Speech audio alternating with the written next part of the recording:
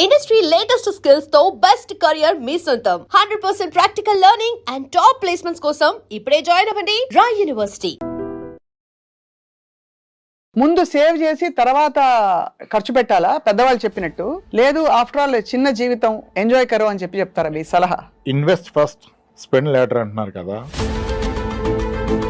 చాలా మంది ఎస్ఐపీలకు ఆప్ట్ చేసుకుంటారు. Tell us all about SIP, systematic investment plan. 8th wonder of compounding అని చెప్పి కానీ రూపీ కాస్ట్ యావరేజ్ చెప్తారు. కానీ నాకైతే పర్సనల్గా ఇప్పుడు ఒక వ్యక్తి మంత్లీ ఎస్ఐపి చేస్తున్నారు, ఒక 30,000, 50,000, ₹1,00,000 చేస్తున్నారు. ఇతని ఉద్యోగంలో ఇబ్బంది ఏర్పడింది, at the same time market crash అయిపోయింది.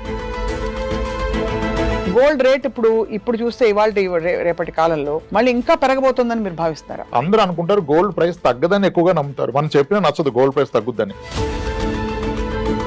అదే నేను ఒక ఆర్నమెంట్ కొంటే గోల్డ్ ప్రైస్ తగ్గినా నాకు తగ్గిందేమీ లేదు, నా ఆర్నమెంట్ నాకుంది. అదే నేను గోల్డ్ బాండ్ కొంటే ఒక ₹10 మ్యూచువల్ ఫండ్స్ పెడితే మనం ఎంత లార్జ్ లో పెట్టాలి, ఎంత మ్యూచువల్ ఫండ్స్ మిడ్ క్యాప్ లో పెట్టాలి, ఎంత దీనిలో పెట్టాలి? ఇప్పుడు నా కూతురు పెళ్లి గురించి, నా కూతురు చదువు గురించి ఇంకో 14 ఏళ్ళు వెయిట్ చేయగలను అంటే ఐ కెన్ గో అగ్రెసివ్ కదా. Maybe small caps mid caps consider చేయొచ్చు. కానీ 3 ఏళ్లలో కూతురు పెళ్లి ఉంది అంటే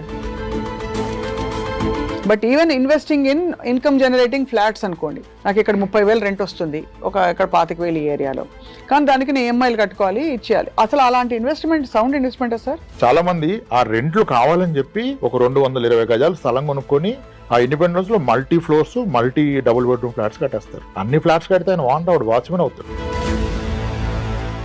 అందరికీ నమస్కారం. I dream special candid conversation కి స్వాగతం, వెల్కమ్.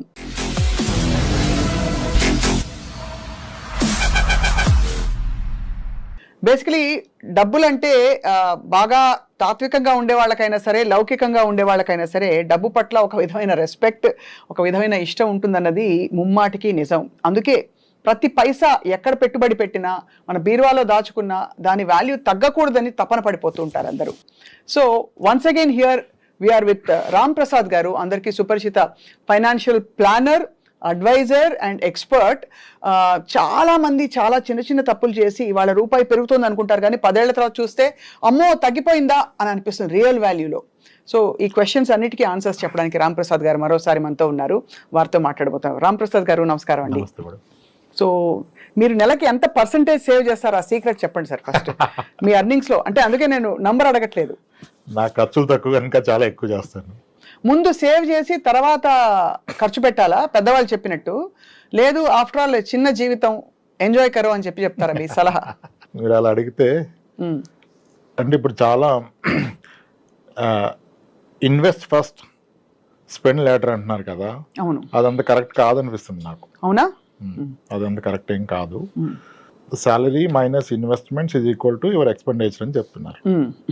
దాంట్లో స్లైట్ కరెక్షన్ ఏంటంటే salary minus insurance minus expenses is equal to your investment అవ్వాలి యాక్చువల్గా. అంటే నంబర్స్ తో తీసుకుందాం. మీరు ₹100 సంపాదిస్తున్నారు, అందులో ఇన్సూరెన్స్ అంటే ఏమిటి?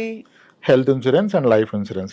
దానికి పెట్టుబడి పెట్టేదంతా తీసేయాలి, ఎందుకంటే అది లేని పక్షంలో మీ ఏ ఆస్తి కూడా సేఫ్ కాదు కదా. అవును, మీ అన్ని సేవింగ్స్ గోల్డ్, ఇల్లు అన్ని వెళ్ళిపోతాయి కనుక ముందుగా ప్రతి ఫ్యామిలీకి సరిపడా హెల్త్ ఇన్సూరెన్స్, బ్రెడ్ విన్నర్కి ఏమన్నా అయితే ఆ ఫ్యామిలీని పోషించగలిగేంత లైఫ్ ఇన్సూరెన్స్, ఈ రెండు ఉండాలి. ఇది రిలీజియస్ గా ఈ ప్రీమియమ్స్ పే చేసి మిగిలిందే మీరు టచ్ చేయాలి. సో అదొక ₹5 పోయింది అనుకుందాం ఈ రెండింటికి, పోతుంది. సో ₹95 మిగిలింది. తర్వాత ఏం చేయాలి? ఆ 95లో ఒక క్వాలిటీ లైఫ్ స్టైల్ లీడ్ చేస్తూ, పిల్లలకు ఒక క్వాలిటీ ఎడ్యుకేషన్ ఇస్తూ, అప్పుడు మిగిలిందే ఇన్వెస్ట్ చేద్దాం. ₹65 అనుకోండి దానికి మొత్తం, పిల్లల ఎడ్యుకేషన్, ఇంటి రెంట్, లేకపోతే ఇంటి EMI అన్ని కలుపుకుని పోతే ₹65 పోయింది. సో 65 ప్లస్ మనకి ఇదంతా పోను మిగిలిన 35 ఏదైతే ఉంటుందో అది ఆ 30 ఇన్వెస్ట్ చేసుకోవాలి. ఆ ₹30 ఇన్వెస్ట్ చేసుకోవాలని చెప్తున్నారు. అది ఇప్పుడు అసలు పాయింట్కి వద్దాం.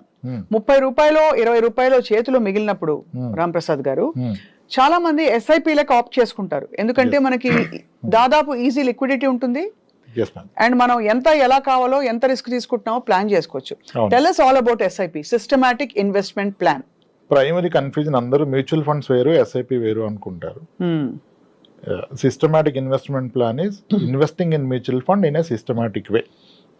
వాయిదా పద్ధతిలో అప్పులు కొట్టుకోవడం అలవాటు అయింది, ఇప్పుడు వాయిదా పద్ధతిలో పెట్టుబడి పెట్టడమే SIP. Most popular is monthly SIP. ఈ మ్యూచువల్ ఫండ్లో అందరూ 8th వండర్ ఆఫ్ కాంపౌండింగ్ అని చెప్పి కానీ రూపీ కాస్ట్ యావరేజ్ చెప్తారు, కానీ నాకైతే పర్సనల్గా లిక్విడిటీ ఈజ్ పవర్ అనిపిస్తుంది. ఓకే. ఇప్పుడు ఒక వ్యక్తి ₹1,00,000 జీతం ఉంది, అతని మినిమం సర్వైవల్ ఖర్చులు 30,000 ఉన్నాయనుకోండి. బేర్ మినిమం బ్రతకడానికి 30,000 అవుతుంది. Food, just homely expenses, education కాకుండా పిల్లలది 30,000 అవుతుంది. ఈ వ్యక్తి కనుక ఒక 30,000 పర్ మంత్ ఎస్ఐపి చేస్తే SIP is completely liquid. At any point of time ఎంత మేరకు కావాలి అంత తీసుకోవచ్చు, ఏ రోజైనా తీసుకోవచ్చు, ఈ రోజు పెట్టి రేపు తీసుకోవచ్చు. ఇప్పుడు ఏమవుతుంది, ఒక వ్యక్తి ఖర్చులు 30,000, ఇతను మంత్లీ 30,000 లాస్తున్నాడు, which is in liquid form. That means technically is buying 1 future month every month. ఇతను కనుక ఈ మంత్లీ ఒక మంత్ కొనుక్కోవటాన్ని ఒక 50 నెలలు కంటిన్యూ చేయగలిగితే ఇతని పాకెట్లో 50 నెలలు ఉన్నాయి. అదే, that is freedom, that is wealth. మీకు ఎంత ఆస్తుంది కాదు, ఎంత టైం మీ పాకెట్లో ఉంది. టైమ్ ఈజ్ ఫ్రీడమ్ కదా. అవును, ఇట్స్ నాట్ మనీ. ఆ లిక్విడిటీ ఈజ్ ది పవర్. అందుకని ఎస్ఐపి ఇంత ప్రమోట్ చేస్తున్నారు. పీపుల్ ఎక్స్పీరియన్స్ అయిన వాళ్ళు కూడా దాన్ని అంతగా ఇష్టపడుతున్నారు. అదే, ఇప్పుడు అది లాభాలు నష్టాలు పక్కన పెడితే మార్కెట్ వల్ల కొంచెం అప్ అండ్ డౌన్ అవ్వచ్చు కనుక, కానీ మీ అవసరానికి అయితే ఆదుకుంటుంది. అండ్ ఇంకొక గ్రేట్ ఫీచర్ ఏంటంటే, ఇప్పుడు ఒక వ్యక్తి మంత్లీ ఎస్ఐపి చేస్తున్నారు, ఒక 30,000, 50,000, ₹1,00,000 చేస్తున్నారు, ఒక 24 నెలలు పెట్టారు. ఇతని ఉద్యోగంలో ఇబ్బంది ఏర్పడింది, at the same time market crash అయిపోయింది. సో రౌండ్ ఫిగర్ 1 lakh, 24 నెలలు 24 లక్షలు పెట్టారు. అది ఎర్లియర్ మార్కెట్ బాగుండటం వల్ల 29-30 లక్షలకి వెళ్ళిపోయింది. ఇప్పుడు మార్కెట్ క్రాష్ అయిపోయి 20 లక్షలకి లేదా 19 లక్షలకి వచ్చేసింది. అవును, ఈ అవకాశం ఉంది. ఇన్వెస్ట్ చేసింది 24 లక్షలు, ఇది వెనక్కి వచ్చి 19 లక్షలు అయింది. అది కూడా కొంతకాలం తర్వాత, 22 సంవత్సరాల తర్వాత. అంటే మామూలుగా ఊరికే దాన్ని పడేసి ఎక్కడో ఎఫ్డీలో పడేసి పెట్టినా కూడా ఎంతో కొంచెం అంత పెరిగి వచ్చేది. ఇప్పుడు ఈయన ఇక్కడ పెట్టడం వల్ల తగ్గింది. ఆ రోజు ఈయనకి ఇబ్బంది వస్తే, ఇబ్బంది ఎన్ని రోజులు ఉంటుంది, ఒక జాబ్ లో గ్యాప్ వస్తే మేబీ 6 months, మేబీ 8 months. అంటే ఇతనికి అవసరం యాక్చువల్గా 6 లక్షలు లేదా 8 లక్షలు లేదా నెలవారీ 1 లక్ష. ఇప్పుడు అతనికి ఉన్న 19 లక్షల్ని ఒకటి తీసుకోవచ్చు, కానీ రేటు తక్కువలో ఉంది కనుక తీసుకుంటే దానికి నష్టం.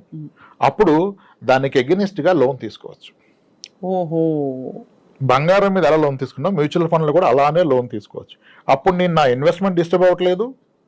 ఇప్పుడు తక్కువ రేట్లో ఉంది కనుక లోన్ తీసుకొని రేపు పెరిగా కావాలంటే లోన్ క్లోజ్ చేసుకోవచ్చు. అది ఎలా క్యాలిక్యులేట్ చేస్తారు సార్, దాని యొక్క ఇంట్రెస్ట్ కానీ? Interest very reasonable. Like personal loans కన్నా కాస్త తక్కువలో ఉంటుంది, 10%, 10.5%. అది అనే డైలీ బేసిస్ కౌంట్ చేస్తారు. You need not to pay EMI. ₹1,00,000 తీసుకుంటే రోజుకి ఇంత అని పే చేయాలి. ఎన్ని రోజులు వాడితే అన్ని రోజులకి కడతారు. ఓడి లోన్ లాగా, ఓవర్ డ్రాఫ్ట్ లోన్ ఇస్తారు కదా, అలా. అది కూడా చాలా గ్రేట్ ఫీచర్. మొత్తం అలా తీసేసుకోకుండా దాని మీద లోన్ తీసుకుని మళ్ళీ అది సహజ స్థితికి వచ్చి పెరిగాక అప్పుడు లోన్ క్లోజ్ చేసి విత్డ్రా చేసుకోవడం, కంటిన్యూ చేయడం చేయాలంటారు మీరు.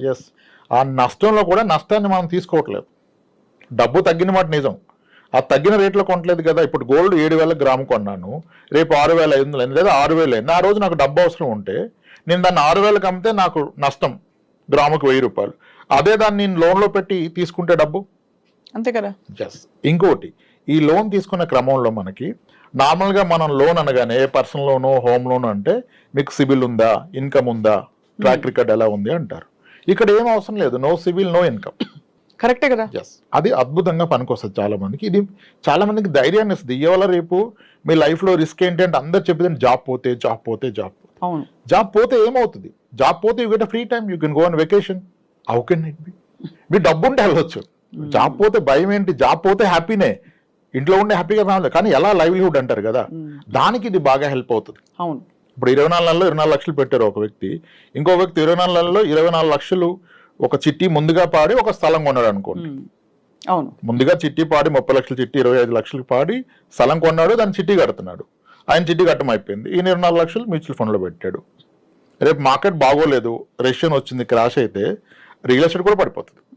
కానీ ఫట్టుమని దానికి మీకు బయ్యర్ దొరకడు. ఎక్కడో కొన్న స్థలం మీద మీకు లోన్ రాదు. అసలు రియల్ ఎస్టేట్ అంటేనే ఇప్పుడు భయం వేస్తుందండి బాబాయ్. లాస్ట్ టైం అంటే మామూలుగానే అసలే దాని టైటిల్ సరిగ్గా ఉన్నాయా అవన్నీ ఒకటి, రెండోది వెంటనే పోదు, చాలా కష్టం కాదు, ఎప్పటికీ పోదు. అది అదే అమ్మే వాళ్ళకి తెలుస్తుంది, పైన అమ్మనంత వరకు ధైర్యంగా ఉంటాం. అండ్ మనం ఏదో పడి అక్కడ దొరుకుతామా అంటే అది కాదు. ఏం చేసుకుంటాం? అదొక illiquid asset. It is not a usable asset. Non usable, non available, you need to carry it. అవును, చాలా మంది వీళ్ళు అమ్మలాక పిల్లకి అంటగడతారు, అవును, ఆస్తి ఇచ్చాం అనుకుంటారు, రేపు వాళ్ళు మనం తిరిగి తిడతారు, ఎందుకు ఇలా ఇచ్చావని. ఈ పోంది నాకెందుకు ఇచ్చావు, ఎవరు కాపలా కాస్తారు, ఎవరు చూస్తారు. సో ఇప్పుడు అర్థమైంది ఏంటంటే దట్ మనం లిక్విడ్ ఎంత దగ్గరగా లిక్విడ్ గా సేఫ్ గా పెట్టుకుంటే అంత బెటర్ అని. ఈ పాయింట్ లో సార్ ఇప్పుడు గోల్డ్ చాలా పెద్ద టాపిక్.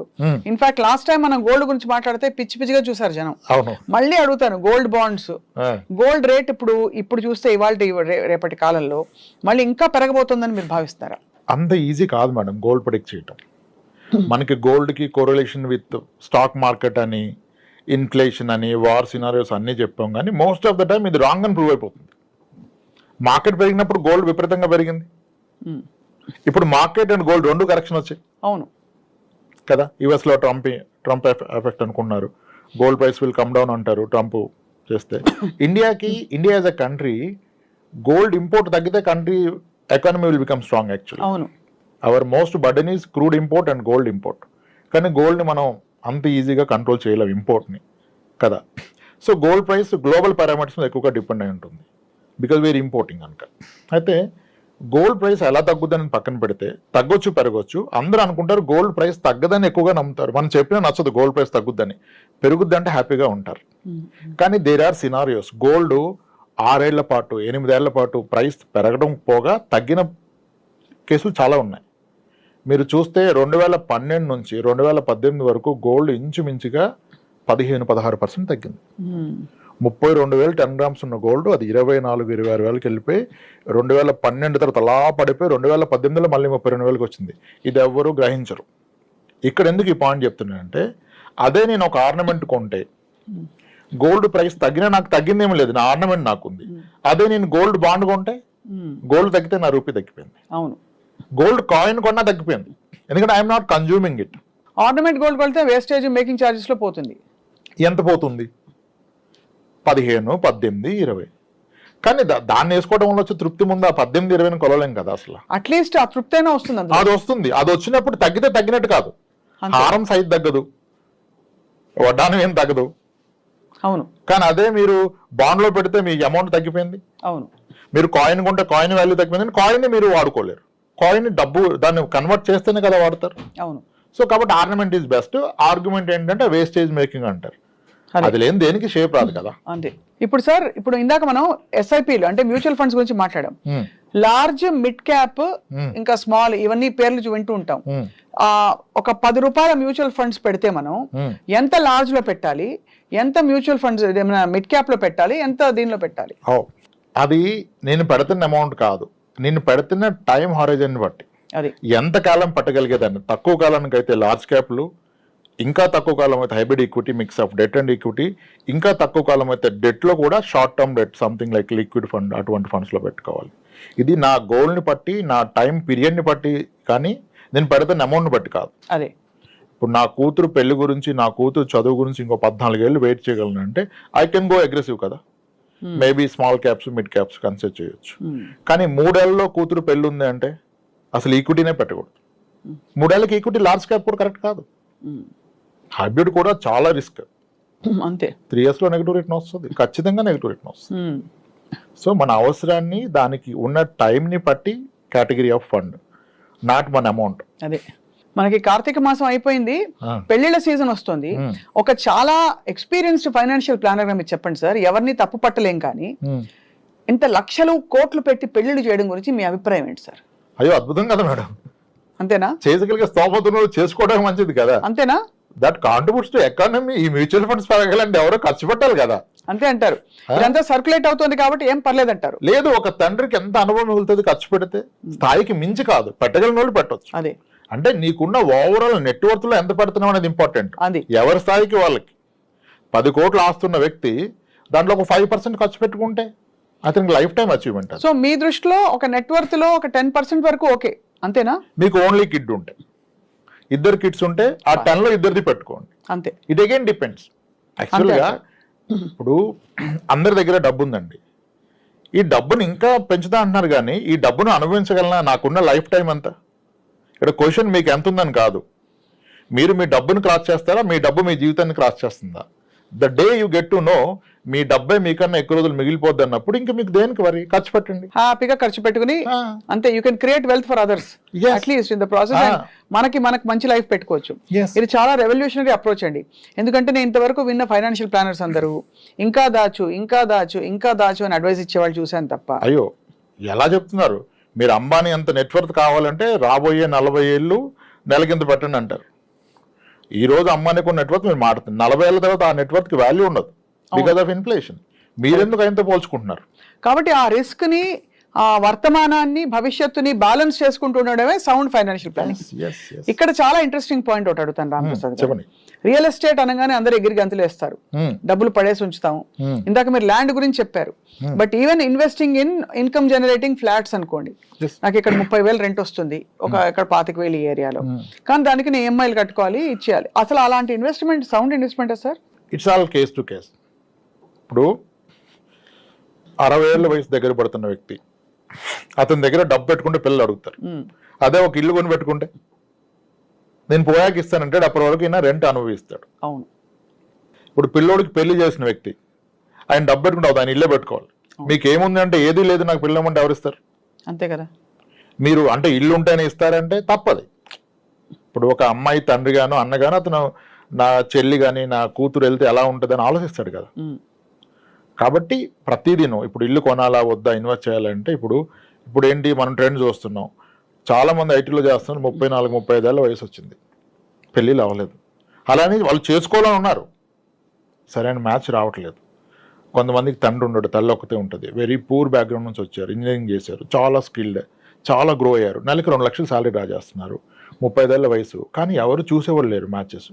ఎవరు వచ్చినా అతనికి ఏమీ సరిగ్గా కనపట్లేదు. ఊర్లో చిన్న ఇల్లు ఉంటుంది, ఇతనికి వస్తాను 2 లక్షల సార్లు ఎక్కడ రిఫ్లెక్ట్ అవ్వట్లేదు. ఇతను ఎక్కడో ఇన్వెస్ట్ చేసి మ్యూచువల్ ఫండ్ లో ₹1,00,00,000 ఎఫ్డీలో ఉంటుంది, సేవింగ్స్ ఫండ్ లో 80 లక్షలు ఉంటుంది, కానీ ఎవరికి చూపిస్తారు, ఎలా చెప్తారు? అప్పుడు మీరు ఇల్లే కొనాలి. అవును. అతను ఫస్ట్ ఒక మంచి ఇల్లు, దాంట్లో ఒక అద్భుతమైన ఫర్నిచరు, అత్యద్భుతంగా గృహప్రవేశం చేసి అతని రిలేటివ్స్ చూపిస్తే అప్పుడు వాళ్ళకు ఒక నమ్మకం వస్తుంది. అప్పుడు ఏమన్నా ముందుకు వస్తారు. నువ్వు అంత బాధ మనసులో పెట్టుకొని అవ్వట్లేదని, ఇంకా అవుతుందా లేదన్న భయంతో ఉంటే నీకు హెల్త్ పాడైపోతుంది. నువ్వు సాలబిలిటీ లేదు కదా. అవును. ఏం చూసిస్తారు? కరెక్ట్. బ్యాంక్ అకౌంట్ బ్యాలెన్స్ ఎవరు చూడరు కదా. ఇప్పుడు అది అయిపోయింది, మొదటి పర్పస్ అయిపోయింది. నేను చాలా మంది చెప్తాను, ఇన్వెస్ట్ చేస్తుంటే వద్దు ఆపేసేయండి, ముందు మీ మీద ఇన్వెస్ట్ చేసుకోండి, మంచి కారు కొనండి, మీ అమ్మగారికి పలానా నగలు చేపించండి, మీరు ఇల్లు కొని ఇంట్లో అద్భుతమైన ఫర్నిచర్ పెట్టండి, పెళ్లి చూపులు మీ ఇంట్లో పెట్టుకోండి, చూపించాలి, అవి ఉండాలి, తప్పే ఉంది కదా. అది చేశాక నేను ఇంకొక ఇల్లు కొంటానంటే అప్పుడు పెట్టుబడి పరంగా ఆలోచించాలి. నేను పెట్టే పెట్టుబడి ఎంత, నాకు వచ్చే రేట్ ఎంత. మొదటి ఇంటికి పెట్టుబడి కాదు, అది మీ కన్జంప్షన్. అవును. ఇలా అంటే ప్రతి వ్యక్తికి, ఇప్పుడు పెళ్లి కాని వ్యక్తి ఇల్లు కొంటే తప్ప అవ్వదు, వయసు దాటిపోయాక. సార్ ఇవాళ రోజుల్లో డబ్బులు చేతిలో ఫ్రీగా ఉంటే తప్ప 1.5 కోటి పెట్టందే ఒక మామూలు ఫ్లాట్ కూడా రావట్లేదు. అవునండి. అంటే ఒక ఇన్కమ్ జనరేటింగ్ ఫ్లాట్ రావట్లేదు. మిగతా చోటంతా 10,000, 15,000 రెంట్, అది ఏ మూలకి పనికిరాదు. ఓ 40,000 రూపాయలు రెంట్ రావాలంటే 1.5 crores మినిమం పెట్టాలి కదా. మరి దానికి కనీసం ఎంత మధ్యతరగతి వాళ్ళు చూసుకుంటే కనీసం ఎంత పెట్టుబడి డౌన్ పేమెంట్ పెట్టినా ₹1 కోటి అయితే వాళ్ళు లోన్ తీసుకోక తప్పదు. అవును. సో మీకు వచ్చే రాబడి 40,000 రెంట్ వర్సెస్ మీరు ఇంట్రెస్ట్ ఎంత కడుతున్నారు EMI చూస్తే అది సరితూగుతుందా? ఇది చాలా బండ లెక్కలు అడిగాను నేను మిమ్మల్ని. లేదు, మీరు వేసింది మంచి లెక్క. ఇప్పుడు దీని మీద నడుస్తుంది, ఏమంటారు, fools build house, wise people live in that. Fools build houses, wise men live in them. Actually, if you see, sir, it's a beautiful thing. Except మనం మేకులు ఎక్కువ కొట్టుకొని పెయింటింగ్లు పెట్టుకోలేదనుకునే ఆంక్షలు ఉంటాయి తప్ప తలకాయ నొప్పి సార్ ఒక ఇంటిని భరించడం బియాండ్ వాట్ యు నీడ్ చెప్తున్నా. ఇక్కడ అంటే ఇప్పుడు ఏమంటారు అంటే ఇంత వడ్డీ కట్టడం అవసరమా, నీకు వస్తున్న రెంట్ కన్నా వడ్డీ ఎక్కువ అంటారు, కానీ మీరు ఇచ్చింది ఎగ్జాక్ట్ ఫిగర్ చెప్పారు. మీరు 1.5 crore ఫ్లాట్ హైదరాబాద్లో ఈరోజు ఒక గేటెడ్ కమ్యూనిటీలో ఉంటే మీకు 40 నుంచి 45,000 రెంట్ గ్యారంటీ. అవును. 45,000 రెంట్ గ్యారంటీ. ఈ రెంట్ ఎవ్రీ ఇయర్ 5% పెరగడం కూడా గ్యారంటీ. ఓకే. అవును. అంటే 10 years లో రెంట్ ఇంచుమించుగా డబుల్ అయిపోద్ది. అవును. రైట్. కానీ మీ EMI డబుల్ అవ్వదు, ఇది ఎవరు ఒప్పుకోరు. EMI పెరగదు, నిజానికి తగ్గుతుంది. అదేంటి రీసెంట్గా పెరిగిందంటే మీరు అబ్జర్వ్ చేస్తే ఇప్పటి నుంచి కాదు, 95 నుంచి హోమ్ లోన్ ఇంట్రెస్ట్ చూస్తూ రావాలి. 13% హోమ్ లోన్ ఇంట్రెస్ట్ ఉండేది, అలా తగ్గుతూ బిఫోర్ కోవిడ్ 6.97కి వెళ్ళిపోయింది. కోవిడ్లో అది 8.59కి వచ్చింది, ఇప్పుడు మళ్ళీ 8.6కి వచ్చింది. అంటే looking at the long term trend, me home loan interest will go down, going further మళ్ళీ 7కో 6.9కో వచ్చేస్తుంది. అప్పుడు మీరు అదే ఈఎంఐ పే చేస్తే మీకు ఇంట్రెస్ట్ తగ్గింది కనుక మీరు తీసుకున్న 20 years loan tenure by default 16 years close అయిపోద్ది. అవును. ఆన్ ద అదర్ సైడ్ మీ rent will double in 10 years. Then EMI and rent is becoming equal in 10 years. Equal. And 10 years లో మీ ప్రాపర్టీ వాల్యూ కూడా డబుల్ అవుతుంది. So మీరు అనడం ఏంటంటే ఇలాంటివి పెట్టుకున్నప్పుడు వెంటనే కాదు రిటర్న్స్, ఓవర్ పడుతుంది. పీరియడ్ ఆఫ్ టైమ్ ఒక బ్రేక్ ఈవెన్ పాయింట్ అయ్యాక మీకు యాక్చువల్ రిటర్న్స్ రావడం మొదలెడతాయి. అవుతుంది. 10 years లో most of the apartments are become double. ఎవరు ఒప్పుకోరు అపార్ట్మెంట్ డిప్రిషియేటింగ్ అసెట్ అంటారు. No, the fact is Hyderabad లో గత 40 ఏళ్ళుగా కొన్ని అపార్ట్మెంట్స్ ప్రతి 10 ఏళ్ళకి రెట్టింపు అవుతూ వచ్చింది. 20 years తగ్గిపోద్ది, 10 yearsకి ఏం లేదు. సోమాజిగూడలో క్రాంతి శిఖర ఒక అపార్ట్మెంట్ ఉంటుంది 1987లో ₹1,00,000 లోపల అమ్మారు. ఎక్కడ డిప్రిషియేట్ అయింది? అదే కదా. శారదా స్టూడియో పక్కన కీర్తి అపార్ట్మెంట్ ఉంటుంది, లాల్ బంగ్లా ఎదురుగా దివ్యశక్తి అపార్ట్మెంట్ ఉంటుంది. ఇవన్నీ 1,00,000-2 లక్షలు కొన్న అపార్ట్మెంట్లు ఈ రోజు 40 లక్షలు పైమాట, 60 లక్షలు పైమాట. అపార్ట్మెంట్ డిప్రిషియేషన్ లేదు, కానీ ఎవరు ఇది పూర్తిగా వినరు. డిప్రిషియేషన్ ఎవడు ఉండు, లీకేజ్, రిపేరు, ల్యాండ్ రాదు అంటారు. అలా కాదే. నేను 10 ఏళ్ళకి రెట్టింపు అన్నాను, లేదు అంతకంటే చాలా ఎక్కువగా పెరిగాయి. అవును. 2002లో హబ్సిగూడ స్ట్రీట్ నెంబర్ 8 ఎంత 6 లక్షల రూపాయలు ఫ్లాట్. ఈ రోజు ఎంత? అంతే కదా, 60 లక్షలు. 10 రెట్లు పెరిగింది 22 ఏళ్లలో. మలేషియా టౌన్షిప్ ఎంతకు అమ్మారు? 17-18 లక్షలకి అమ్మారు. ఈ రోజు 1.5 crore పెరగదంటారు. సరే తగ్గింది ఎగ్జాంపుల్ చెప్పండి, దొరకదు. అందరూ అనుకుంటారు అపార్ట్మెంట్ పాత అయితే ఎవరో కొనరని. ఇక్కడ రియాలిటీ ఏంటంటే అపార్ట్మెంట్ పాత అయితే ఎవరో కొనరు కాదు, పాత అపార్ట్మెంట్ ఎవరు అమ్మరు. అవును. ఇంకో పెద్ద అపోహ ఏంటంటే 20 ఏళ్ళు దాటిన అపార్ట్మెంట్ 40 లక్షలకి వచ్చేస్తుంది కదా అంటాడు. ఫస్ట్ ఆయన కొన్నది 5 లక్షలకి, అది 40 అవ్వడం గొప్ప విషయం, అది ఒప్పుకోడు. కొత్త ఫ్లాట్ వచ్చి 80 లక్షలు కదా, అది 45 అంటాడు. అది రాంగ్ కంపారిజన్ కదా. నువ్వు కొన్న రేటుకి ఎంత ఉందో ఆలోచించాలి. పెళ్ళైన 20 ఏళ్ళ తర్వాత కొత్తగా పెళ్లి చేసుకుంటూ చాలా ఇస్తున్నారు, కట్నాలు నాకు తక్కువ ఇచ్చారంటే ఎలా? తప్పు కదా. పాతదాన్ని కొత్తదాన్ని పాతదాన్ని కొన్న రేటుతో కంపేర్ చేయాలి. అలా చూస్తే అపార్ట్మెంట్స్ ది బెస్ట్ అని చెప్పను, కానీ it's not a bad investment. మీరు చెప్పిన లాజిక్ లో 40-45 వేలు రెంట్ ఉంటే 10 ఏళ్ళలో రెంట్ రెట్టింపు ఉంది, మీ ఈఎంఐ రిమైన్ అట్ 90 కదా. అవును. అక్కడ నుంచి రెంట్ పెరుగుతుంది, ఈఎంఐ పెరగట్లా. It starts giving you some money. అది కాబట్టి ఇల్లు కొనటం బ్యాడ్ అని చెప్పకూడదు. మీరు అన్న అపార్ట్మెంట్ వర్కౌట్ అవుతుంది. Same logic independent house work out అవ్వదు. Independent house rental is very less. Rents తక్కువ ఉంటాయి, దాన్ని తీసుకునే వాళ్ళు బై కన్స్యూమర్స్ తక్కువ ఉంటారు, దాని రిపేర్లు ఎక్కువ ఉంటాయి. అవును, రిపేర్లు ఎక్కువ ఉంటాయి. చాలా మంది ఆ రెంట్లు కావాలని చెప్పి ఒక 220 గజాలు స్థలం కొనుక్కొని ఆ ఇండిపెండెంట్ హౌస్ లో multi floors, multi double bedroom flats కట్టేస్తారు. అన్ని ఫ్లాట్స్ కడితే ఆయన వాంట్ వాచ్మెన్ అవుతాడు. అవును. ఎంత టెన్షన్ అంతమంది టెనెంట్స్కి సర్వీస్ ఇవ్వాలంటే. పొద్దున్నే మోటార్ కాలిపోతే ఎవడు ఆ రోజు జాబ్ మానుకోవాలి? మీరే కదా. దాన్ని ఇన్వెస్ట్మెంట్ అంటున్నారు. మీ ఓవరాల్ కట్టుబడికి అయింది ఎంత, మీకు వస్తున్న రెంట్ ఎంత? అదే అమౌంట్ మీరు అపార్ట్మెంట్లో 2 ఫ్లాట్స్ కొంటే అద్భుతంగా అంతకన్నా ఎక్కువ రెంట్ ఇస్తుంది, వచ్చేస్తుంది, కూర్చోవచ్చు. అదొకటి. రెండోది మ్యూచువల్ ఫండ్స్ లేదా ఇంకా లిక్విడ్ ఆప్షన్స్ లో మీరు కనుక ఆ డబ్బులు ఇవన్నీ నెక్స్ట్ లెవెల్. మనకు తెలిసిన దాంట్లో మాట్లాడితే అది వాడుతున్నాం. These all next level. చాలా సౌండ్ అడ్వైజ్. అయితే ఫైనలీ సార్ రాంప్రసాద్ గారు, ఇవాటి శీర్షికకి ముగింపు పలికేలోపు రిటైర్మెంట్ ప్లానింగ్ అని ఇప్పుడు మనకి ఇండియాలో కూడా బాగా ఊపందుకుంటుంది. How should middle class working professional plan for their retirement? అంటే ఆ ప్రాసెస్ ఏంటి? ఉదాహరణకి ఇద్దరు పిల్లలు 10వ తరగతి 8వ తరగతి వయసులో ఉన్నారనుకోండి. వాళ్ళ చదువులు పూర్తవ్వాలి, వాళ్ళ పెళ్లిళ్ళు పూర్తవ్వాలి. అయ్యాక వీళ్ళకి కొంచెం మిగలాలి. ప్రైవేట్ సెక్టర్ కాబట్టి మోస్ట్ లైక్లీ పెన్షనబుల్ జాబ్ కాదు. ఎలా ప్లాన్ చేసుకోవాలి? ఇప్పుడు నాకు 60 ఏళ్ళు వచ్చాక నాకు ఎంత డబ్బులు ఉంటే అమ్మ నేను సేఫ్ అని అనుకోవచ్చు, నేను స్వప్నాన్ని అనుకోండి, లేదు మా ఇతను అనుకోండి. ఎలా ప్లాన్ చేసుకోవాలంటే మేడం, ప్రయారిటీ చేసుకున్నప్పుడు పిల్లల చదువులు పెళ్ళిళ్ళు పక్కన పెట్టయితే రిటైర్మెంట్ పెట్టుకోవడం అవ్వదు. ఈ ప్రాసెస్లో ఎంప్లాయీ ప్రావిడెంట్ ఫండ్ కూడా ఎవరు ఉంచట్లేదు, బ్యాలెన్స్ తీసేస్తున్నారు. వీళ్ళకి రియలైజ్ ఎప్పుడు అవుతారంటే 50 years వచ్చాక రియలైజ్ అవుతారు. అంటే మీకు రన్వేలో చాలా తక్కువ స్పేస్ ఉంటుంది, you need to take off. అవును, డిఫికల్ట్ అయిపోద్ది అప్పుడు, యూ కాంట్. సో అందుకనే ఆ ఆలోచన ఎర్లీగా వస్తే you will able to make something. అదే మీరు అన్నట్టు మ్యూచువల్ ఫండ్స్ పడేసి పెట్టడం, దానిలో ఏదైనా కానివ్వండి, ఫస్ట్ వీ షుడ్ రియలైజ్ నా రిటైర్మెంట్ నాటికి నా నెలవారీ ఖర్చు ఎంత ఉంటుంది. ఈ లెక్కలో తప్పిపోతారు. ఫస్ట్ ఈ లెక్క తప్పని ఇంకేమి చేయలేరు. ప్రతి 10 ఏళ్ళకి ప్రతి ఫ్యామిలీ ఖర్చులు మినిమం రెట్టింపు అవుతాయి. నిజానికి 3 times పెరుగుతున్నాయి రెట్టింపు. ఇప్పుడు 30 ఏళ్ల వ్యక్తికి కనుక నెలవారీ ఖర్చు 30,000 ఉంటే 30,000 ఉంటుంది కదా.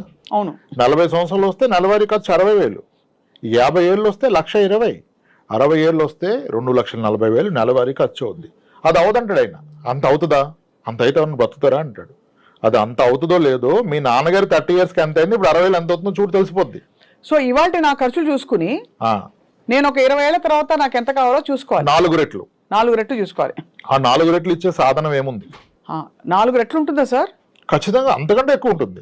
సో ఇవాళ ఫర్ ఎగ్జాంపుల్ ఇవాళ ఒక 60,000 ఖర్చు పెడితే నేను నెలకి నాకు 2,40,000 కావాల్సి ఉంటుంది. ఖచ్చితంగా కావాల్సింది. అది లోయర్ సైడ్, అది సరిపడదు నిజానికి. నమ్మరని అబద్ధం చెప్పినట్టు అయిపోయింది పరిస్థితి. 30 ఏళ్ల క్రితం సరాసరి 1,000 రూపాయల్లో చాలా అద్భుతంగా బ్రతికేవాళ్ళు. ఈ రోజు 30,000 లేకుండా బ్రతకగలరా? అంటే ఆ రోజు నెలకి ఎంత అయిందో ఇప్పుడు రోజుకి అంత అవుతుంది. This is inflation. అండ్ మీ లెక్కలో నెలవారీ ఖర్చు ఈజ్ ఈక్వల్ టు అప్పుడు పిల్లల బాధ్యతలు అవి ఉండవు కాబట్టి ఒకటి మన ఇంటి ఫుడ్ ఖర్చు, మనకి ఇంటి ఈఎంఐ ఉండకూడదు. అంటే ఒక సొంత ఇల్లు ఏదో ఒక ఇది ఉండాలి, ప్లస్ మెడికల్ ఖర్చులు, ప్లస్ ఇంకేమన్నా నేను అదనంగా పెట్టుకునే ఇంకా ట్రావెలింగ్ వాట్ ఎవర్ అవి ఇవి పెట్టుకుంటే అది లెక్క చేసి ఒక 50,000 అయింది అనుకోండి అది నెలకి ఒక మనిషికి. అది మనకి 60 ఏళ్ళకి 40 ఏళ్ళకి 50,000 ఉంటే 2 లక్షలు అవుతుంది. అది 2 లక్షలు ఖచ్చితంగా అవుతుంది. ఖచ్చితంగా అవుతుంది. 2 లక్షలు నాకు రాబడి రావాలంటే దాదాపుగా ఒక 3 కోట్ల రూపాయలు లిక్విడ్ క్యాష్, 4 కోట్లు అయితే బెస్ట్. 3-4 కోట్లు ఉండాలి చేతిలో. భయంగా ఉంది సార్ వినడానికి. అంటే అలా ఇన్వెస్ట్ చేసి వైజ్ గా ఇన్వెస్ట్ చేసి దాచుకోగలగాలి. ఖచ్చితంగా అండి, లేకపోతే ఇబ్బందులు పాలవుతాయి. అది రేపటి రోజు ఇబ్బందులు పాలవుతాయి. పిల్లలు ఉంటారు, పిల్లలు చూసుకుంటారు అనుకుంటారు, కానీ ఇప్పుడు టైం మారిపోతుంది సార్. సంస్కృతి కూడా మారుతోంది. అందరూ న్యూక్లియర్ ఫ్యామిలీస్లోకి వెళ్ళిపోతున్నారు. పిల్లలు కొంత బాధ్యత తీసుకున్నా కూడా ఇండిపెండెంట్ గా ఉండడానికి ఈ జనరేషన్ అలా ఉంది. పేరెంట్స్ ఎక్కువ మేము చూసుకోగలుగుతాం అనే టైప్ లోనే ఉన్నారు చాలా మంది. అలా పిల్లల్ని వెళ్ళిపోమని చెప్పే పేరెంట్స్ కూడా వచ్చారు. మీరు దారి చూసుకోండి, ఎవరి లైఫ్ వాళ్ళదిరా, let's meet once in 3 months. With in Hyderabad ఉన్న పేరెంట్స్ కూడా ఇష్టపడలే పిల్లలతో ఉంటాను. వీకెండ్ మీరు రండి లేదా మేము వస్తాం అని చెప్పేస్తున్నారు. ఎప్పుడు ఇది మీ ఫైనాన్షియల్ ఫ్రీడమ్ మీరు అచీవ్ అయినప్పుడు. లేనప్పుడు ఏం చేస్తారు, నన్నుగా చూసుకోవాలంటారు. ఇవన్నీ ఫర్ అ హెల్దీ అడల్ట్. ఎక్కడైనా అవాంఛనీయ సమస్య, ఆరోగ్య సమస్యలు వస్తే ఇంకా అంతకంటే కాంప్లికేటెడ్. బట్ ఏదేమైనా ఇవాళ అనుభవిస్తూ రేపటి కోసం దాచుకోవడం ఎలా అన్నదే ఒక ఆర్ట్.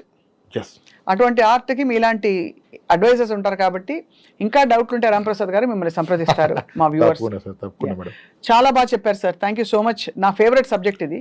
నేను కూడా ఫైనాన్స్ స్టూడెంట్ని కాబట్టి అనుకోకుండా మీరు ఇవాళ మిమ్మల్ని ఇంటర్వ్యూ చేయడం చాలా సంతోషం వేసింది. రైట్ అండి, థ్యాంక్స్ అండి.